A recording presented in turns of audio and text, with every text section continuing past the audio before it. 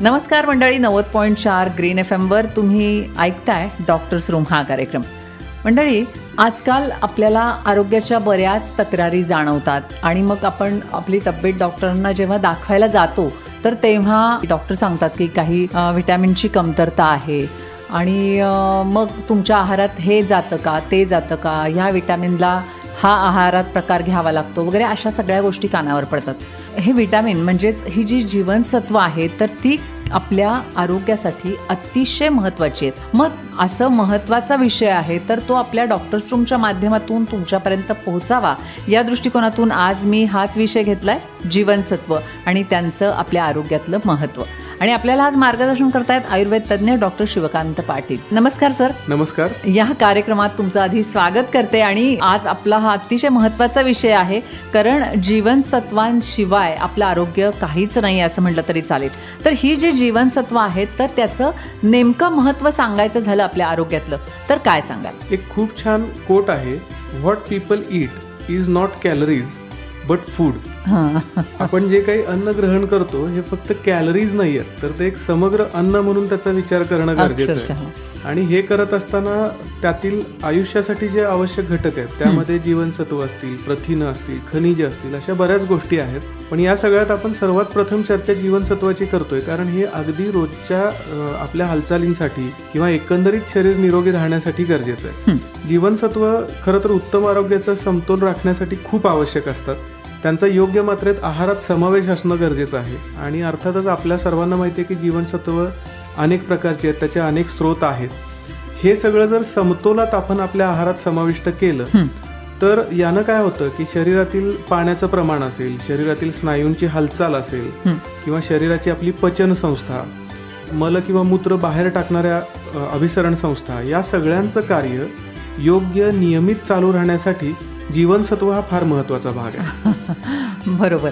जीवनसत्व हे शरीराच्या वाढ आणि विकासासाठी सुद्धा तेवढेच गरजेचे आहेत. म्हणजे वाढीच्या वयामध्ये किंवा अगदी आपण असं म्हणतो की मेनोपॉझल एजमध्ये या सगळ्या गोष्टी मेंटेन कराव्या लागतात. अन्यथा त्याच्या डिफिशियन्सी डिसिजेसमुळे येणारे पुन्हा वेगळे आपण आजार उद्भवू शकतात असं म्हणू. हे होत असताना शरीराचं पोषण होण्यासाठी ज्या पोषक तत्वांची गरज असते त्यामध्ये सगळ्यात महत्त्वाचे आहेत दोन प्रकार. पहिला प्रकार मॅक्रोन्यूट्रिएंट्स, म्हणजे याची भरपूर प्रमाणात शरीराला गरज असते.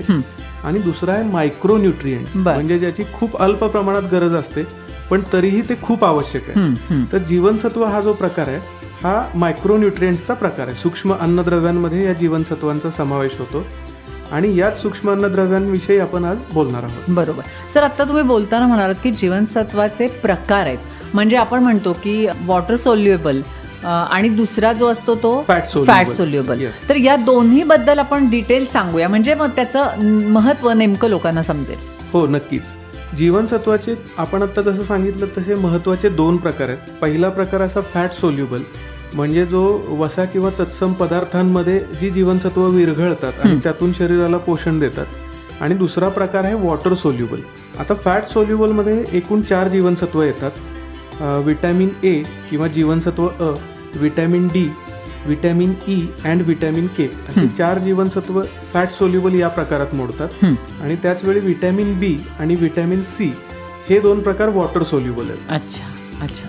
आता हे जे प्रकार तर आपण बघितले, पण नेमकं प्रत्येक विटॅमिनचं काय काम आहे आपल्या शरीरात, तो किती गरजेचा आहे, किती प्रमाणात गरजेचा आहे, या सगळ्याबद्दल सुद्धा आपण सांगूया. पहिल्यांदा आपण कुठल्या विटॅमिनबद्दल बोलूया? हो, नक्कीच. मला असं वाटतं की आपण विटॅमिन ए पासून सुरुवात करूयात. ओके. याची डिफिशियन्सी किंवा याचे शरीरातलं कार्य याच्याबद्दल डिस्कस करण्याचा अजून एक महत्त्वाचा त्याचा हेतू असा आहे की बऱ्याचदा असं होतं की पेशंट्स येतात, सगळे रिपोर्ट्स नॉर्मल असतात, तरीही काहीतरी पचनाची तक्रार असते की जी बरी होत नाही. किंवा बऱ्याचदा असं होतं की पेशंट फिट अँड फाईन असतो, म्हणजे देहयष्टी अत्यंत उत्तम असते, पण सतत पाय दुखतात किंवा सतत अंगदुखी राहते, असे काही प्रकार समोर येतात. ओके. तर हे जेव्हा लक्षात येतं तेव्हा patient clinically fit and fine असतो, बऱ्याचदा कुठलीही तक्रार नसते, म्हणजे अंगावर सूज आहे किंवा असं काहीही नसतं. आणि मग एक शंका येते आणि आपण विटॅमिन्सची जेव्हा रिपोर्ट्स चेक करतो तेव्हा असं लक्षात येतं की काही व्हिटॅमिन्सची डेफिशियन्सी आहे. म्हणजे थोडक्यात आयुर्वेद शास्त्रामध्ये आजारांचे 2 प्रकार सांगितलेत. एक बृहणीय आणि एक लंघनीय. म्हणजे बृहणीय व्याधी असे की जिथं शरीराला पोषण कमी पडतं आणि आपल्याला पोषण द्यावं लागतं. लंघनीय व्याधी असे की जिथं शरीराला मुळातच पोषण इतकं झालंय की आपल्याला थोडं पेशंटना डाएटवर किंवा आहार कंट्रोल करून पोषण बॅलन्स करावं लागतं. तर व्हिटॅमिन डेफिशियन्सीचे हे जे सगळे प्रकार आहेत हे या प्रकारांमध्ये पेशंटला आहारातून किंवा औषधातून व्हिटॅमिन देण्याची गरज असते. म्हणजे असं असतं की इतर बऱ्याच औषधांनी बऱ्याच ठिकाणी ट्रीटमेंट घेऊन बऱ्या न झालेल्या तक्रारी अगदी व्हिटॅमिनच्या एखाद्या डोसने चुटकीसरशी बऱ्या होतात. अरे ग्रेट. म्हणून व्हिटॅमिनचं आहारात तेवढं महत्व आहे. व्हिटॅमिन एच्या बाबतीत बोलायचं झालं तर व्हिटॅमिन ए मध्ये बी कॅरोटीन आणि रेटिनॉल अशा 2 व्हिटॅमिन्सचा समावेश होतो की ज्या शरीरातील विविध पॅथोफिजिओलॉजिकल चेंजेसमध्ये ह्या दोन्ही गोष्टी गरजेच्या आहेत. याचं कार्य जे आहे ते व्हिटॅमिन ए हे आपल्या नेत्राच्या सामान्य दृष्टीसाठी आयसाईटसाठी खूप गरजेचं आहे. रेटिनॉल नावाचा जो मी आता मेन्शन केला हे रंगद्रव्यांच्या निर्मितीमध्ये योगदान देतं, ज्यामुळे आपल्याला अंधुक प्रकाशात सुद्धा दिसण्यास मदत होते. म्हणजे रात आंधळेपणा वगैरे या ज्या गोष्टी आपण म्हणतो या टाळण्यासाठी व्हिटॅमिन ए चा समतोल असणं गरजेचं आहे. याच्याशिवाय श्वसन प्रक्रिया असेल किंवा आंत्र असतील, मूत्रमार्ग असतील, डोळे किंवा त्वचा यांना जोडणाऱ्या ग्रंथीचे जे लेयर्स असतात म्हणजे ज्यांना आपण पेशींच्या उपकला असं म्हणतो, याचं पोषण करण्यासाठी व्हिटॅमिन ए हे अत्यंत आवश्यक आहे. आणि त्याचं कार्य जर व्यवस्थित सुरू राहिलं तरच या सगळ्या संस्थांचं कार्य कुठलीही त्रास न होता सुरू राहतं. नक्कीच. याच सोबत स्केलेटल ग्रोथ म्हणजे शरीराच्या एकंदरीत स्केलेटनची म्हणजे हाडांच्या पूर्ण रचना ज्या आहेत याची वाढ आणि विकास व्यवस्थित होण्यासाठी आणि याच्यासोबत सगळ्यात महत्वाचा घटक की जो आजच्या आपल्या आरोग्याच्या दृष्टीनं खूप महत्वाचा आहे तो म्हणजे रोगप्रतिकार शक्ती टिकून राहण्यासाठी व्हिटॅमिन ए खूप महत्वाचं आहे, कारण ते अँटी इन्फेक्टिव्ह म्हणून काम करतं. मग याचा स्रोत काय आहे? कारण लोकांना पण तेही सांगायला पाहिजे की आहारात त्यांनी कोणकोणत्या गोष्टींचा समावेश करायला हवा. हो, अगदी खरं आहे. आपण आहार हा जनरली चवीनुसार बघत असतो, पण आहाराचे आपल्याला मायक्रो आणि मॅक्रो न्यूट्रिएंट्सचे डिस्कशन्स करायचे झाले तर व्हिटॅमिन ए मध्ये प्राणीज आणि वनस्पतीज असे दोन्ही प्रकारचे सोर्सेस आहेत. प्राणीज सोर्सेसमध्ये जे व्यक्ती मांसाहार करतात अशा व्यक्तींकरता अंडी असतील, लिव्हर असेल किंवा लोणी, चीज, दूध असे दुग्धाचे पदार्थ आणि मासे आणि मांस हा व्हिटॅमिन ए चा एक सोर्स आहे.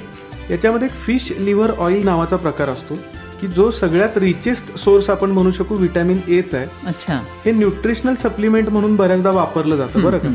याच्याशिवाय जे मांसाहार करतच नाहीत किंवा ज्यांना वनस्पती सोर्स हवे आहेत तर असे सोर्स म्हणजे अगदी वर्षभर मिळणारे आणि खूप स्वस्त असणारे पालक आणि राजगिरा.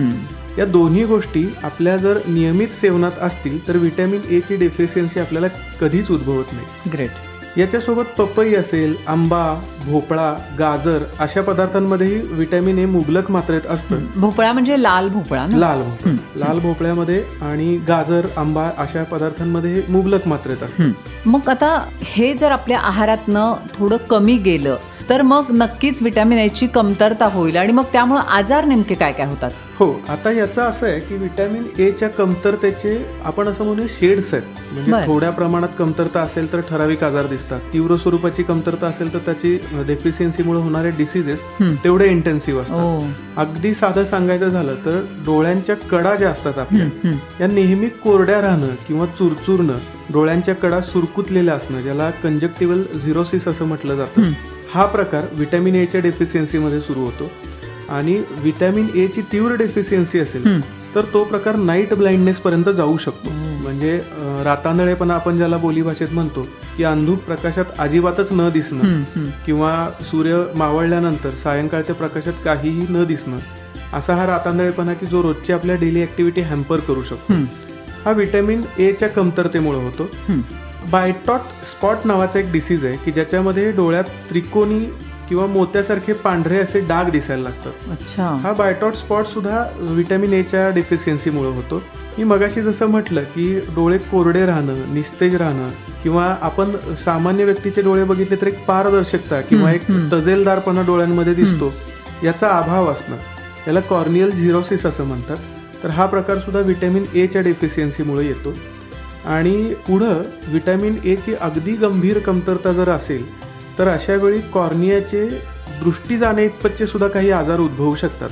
जसं केरॅटोमॅलेसिया नावाचा प्रकार आहे की ज्यामध्ये कॉर्निया म्हणजे आपलं नेत्रपटल जे असतं ते मऊ होऊन रप्चर होऊ शकतं आणि यानं मात्र परमनंट दृष्टी जाऊ शकते.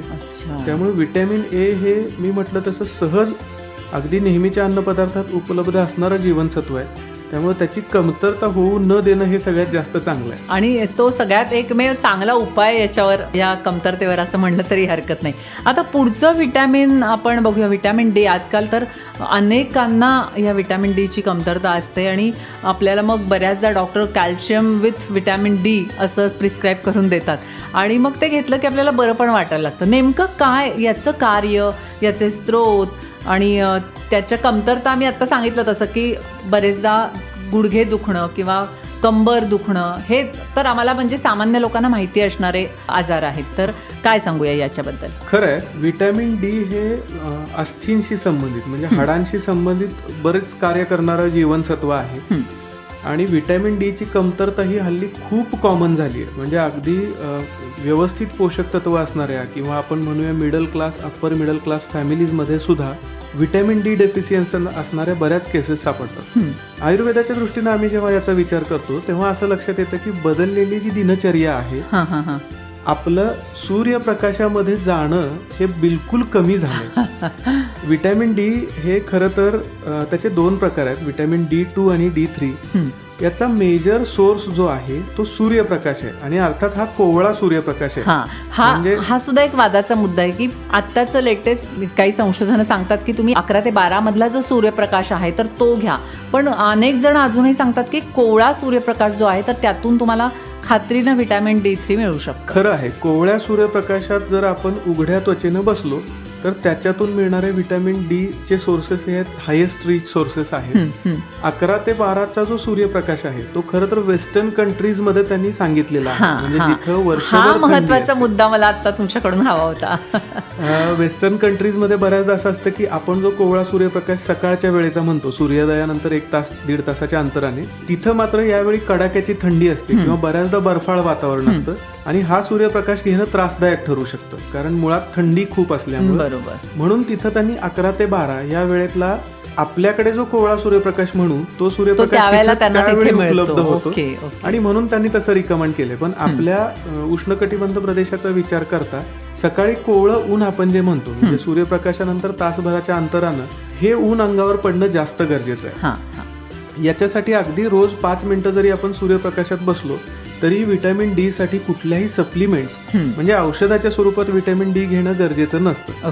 आणि याचा मात्र अभाव असेल, भले तुम्ही दिवसभर उन्हात फिरताय, उन्हात काम करताय किंवा बाईकवरून उन्हाच्या संपर्कात येत आहे, पण त्याचा व्हिटॅमिन डीच्या सोर्सच्या दृष्टीनं उपयोग नसतो. कारण एक लक्षात घ्या, सकाळचा सूर्यप्रकाश जो आहे हा ऊर्जा देणारा असतो आणि दुपारचं ऊन जे आहे हे ऊर्जा खेचून घेणार असतं.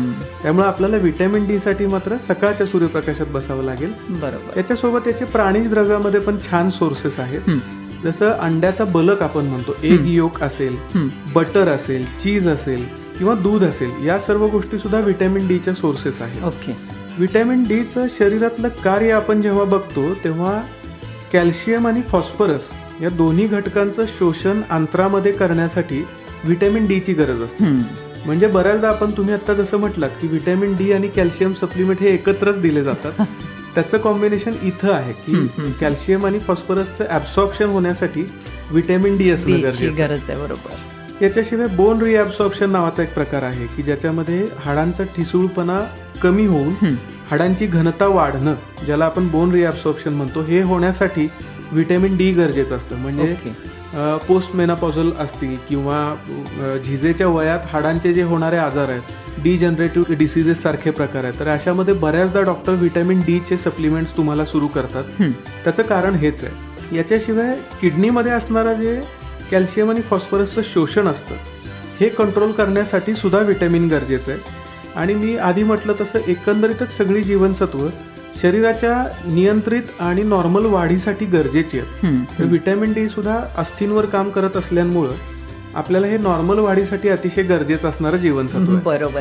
व्हिटॅमिन डीच्या कमतरतेमुळं जे आजार होतात त्यामध्ये 2 महत्वाचे आजार आहेत. आपण मुडदूस ज्याला म्हणतो, रिकेट्स असा नावाचा प्रकार आहे की जो 6 महिने ते 2 वर्ष वयाच्या मुलांमध्ये उंची कमी असणं, शरीराची वाढ कमी होणं किंवा हाडांची वाढ व्यवस्थित न होता विकृती येणं, हे जे प्रकार आहेत किंवा अगदी चालणं, दात येणं, या क्रिया डिले होणं, हे सगळे प्रकार व्हिटॅमिन डीच्या डेफिशियन्सीमुळे होतात. याच्याशिवाय प्रौढांमध्ये होणारा ऑस्टिओमेलेसिया नावाचा एक प्रकार आहे की विशेषतः प्रौढ महिलांमध्ये हा आजार होतो. या दोन्ही आजारांमध्ये व्हिटॅमिन डीचा फार महत्त्वाचा रोल असतो की व्हिटॅमिन डीची कमतरता जर नाही राहिली तर हे आजार टाळता येतात. त्यासाठी ज्या लहान मुलांची उंची कमी आहे किंवा हाडांची वाढ कमी आहे असं वाटतं, त्या मुलांच्या पालकांनी मुलांना कोवळ्या उन्हात सूर्यप्रकाशात आणणं आणि रोज दूध प्यायला देणं, या दोन गोष्टी कटाक्षानं कराव्यात. नक्कीच. तर मंडळी, नक्की व्हिटॅमिन ए आणि व्हिटॅमिन डी बद्दल तर आपण सगळं जाणून घेतलंय. आणखी काही व्हिटॅमिन्स आहेत त्याबद्दल आपण जाणून घेतोय, पण एक ब्रेक घेऊया आणि त्यानंतर जाणून घेऊया.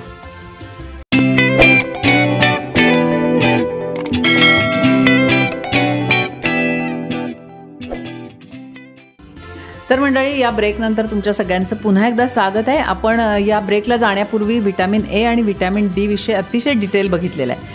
सर, आता व्हिटॅमिन ई आणि के ही दोन व्हिटॅमिन पण तेवढीच महत्त्वाची आहेत, पण खूप कमी प्रमाणात आपल्या शरीरात लागतात शरीराच्या वाढीसाठी किंवा सगळ्या गोष्टीसाठी. तर त्याबद्दल आपण थोडक्यात सांगून मग पुढे जाऊयात. हो, नक्कीच. व्हिटॅमिन ईचे जे सोर्सेस आहेत त्याच्यामध्ये व्हेजिटेबल ऑइल्स असतील किंवा कॉटन सीड्स असतील, सनफ्लॉवर सीड्स असतील किंवा अंड्याचा बलक आपण ज्याला एग योक म्हणतो किंवा बटर असेल, या सगळ्या प्रकारांमध्ये व्हिटॅमिन ई असतं.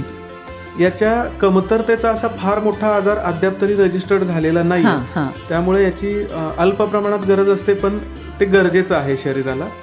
व्हिटॅमिन के हिरव्या पालेभाज्यांमध्ये असतं आणि दूध आणि दुग्धजन्य सर्व पदार्थांमधून हे आपल्या शरीराला मिळतं.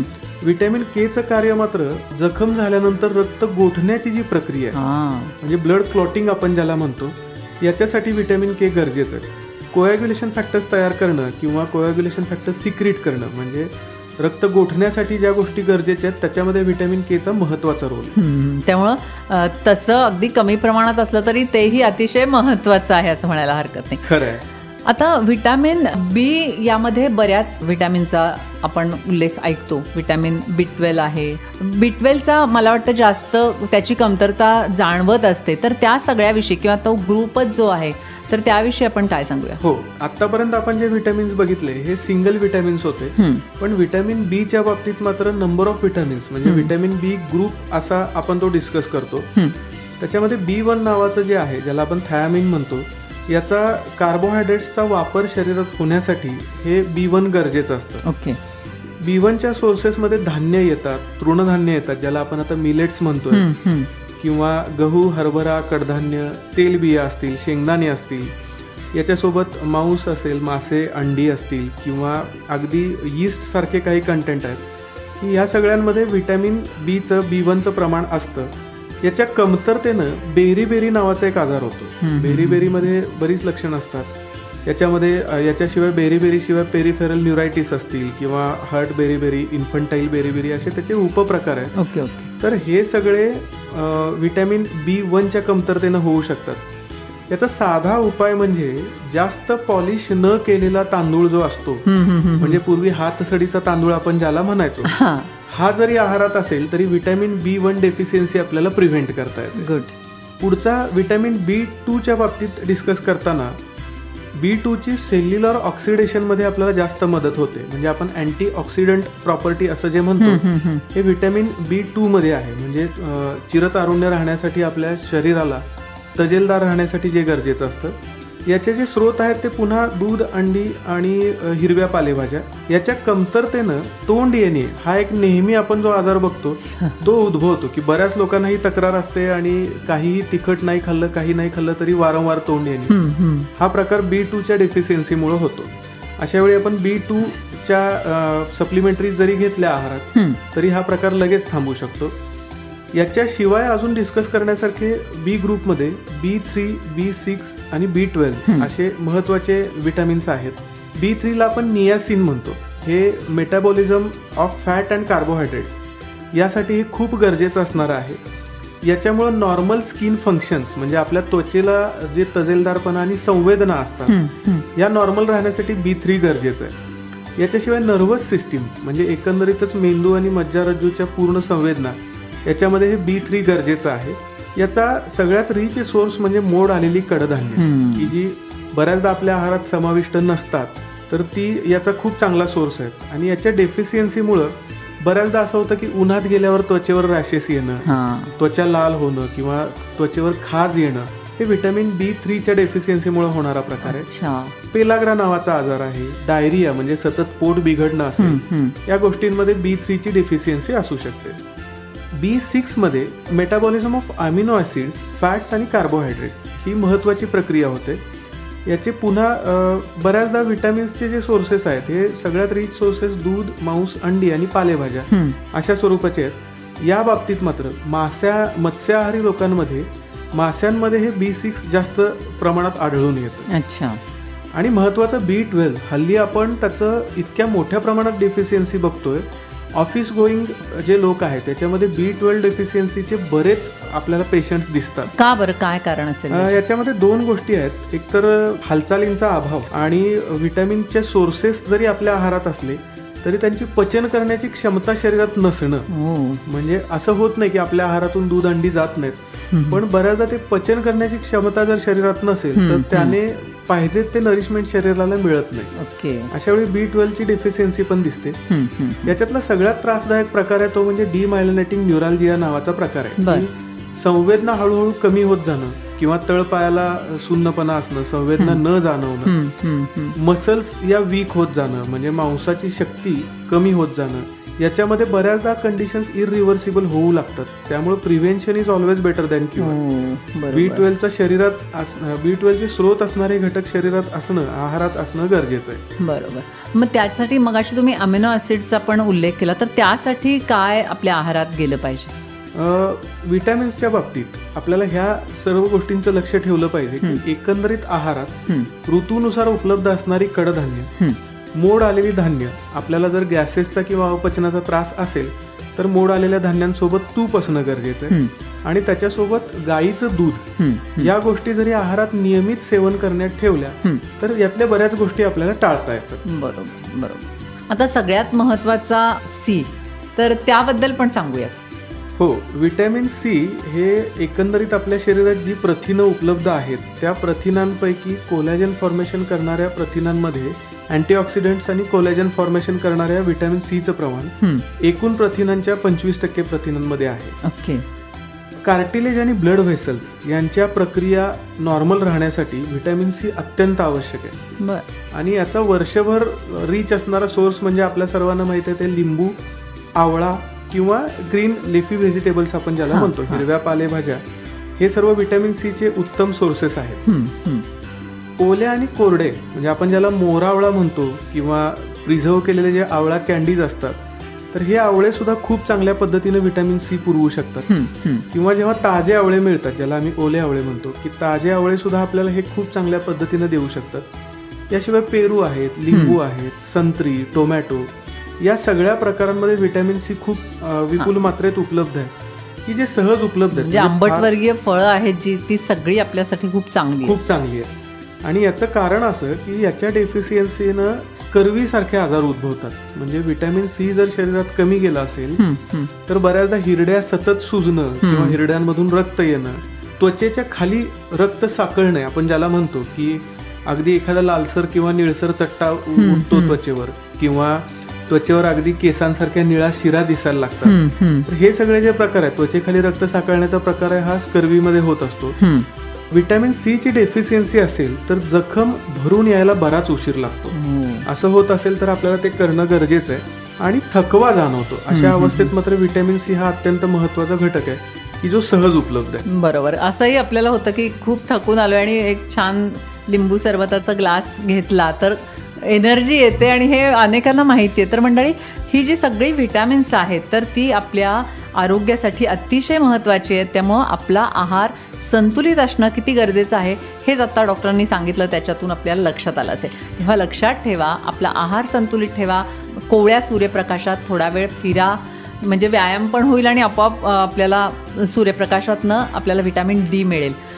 त्यामुळं एकूण या सगळ्या गोष्टी आहेत. आपलं जे पूर्वापार दिनचर्येचं प्रकार आहे आपला पारंपरिक, तर तो पाळा, म्हणजे नक्की या गोष्टींपासून जे व्हिटॅमिन सगळी आपल्याला मिळतील आणि त्यांच्या कमतरतेमुळे होणारे जे आजार आहेत त्याच्यापासून आपण दूर राहू शकू. तर सर, तुम्ही इथं येऊन हे सगळं सांगितलं, मनापासून धन्यवाद. थँक्यू. तर मंडळी, आपल्याबरोबर आत्ता होते आयुर्वेद तज्ज्ञ डॉक्टर शिवकांत पाटील. विटामिन म्हणजे आपल्या आहारामध्ये जीवनसत्वांचं आपल्या आरोग्यामध्ये किती महत्त्व आहे हे आज त्यांनी आपल्याला सांगितलं. अशाच एखाद्या चांगल्या कार्यक्रमाला घेऊन पुन्हा आपण पुढच्या रविवारी भेटूया. आज मात्र मला इथेच निरोप द्या. नमस्कार.